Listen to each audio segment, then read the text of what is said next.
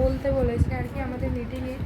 তো মানে যতগুলো মা আসবে বাচ্চা সবাইকে বলবে বেশি করে জল খেতে, ওআরএস না থাকলে নুন চিনির জল করে খেতে বলবেন, নুন দিয়ে খেতে বলবেন।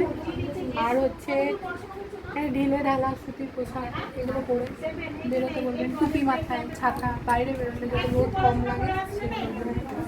বয়স্ক মানুষরা একটু বাইরের দিকে যাতে কম যায়, কাজগুলো বিকেলের দিকে যাতে সারতে পারে সেগুলো বলবেন বয়স্ক মানুষদের।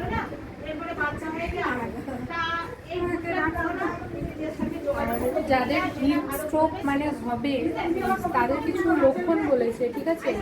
মানে অতিরিক্ত ঘাম হবে, হঠাৎ করে অতিরিক্ত ঘাম, দুর্বলতা, মাথা ঘোরা, বমি বমি ভাব, তারপরে মাথা ব্যথা করবে, পেশিতে টান পড়বে, তারপরে এগুলো দেখলেই তাদেরকে যত তাড়াতাড়ি সম্ভব হসপিটালে।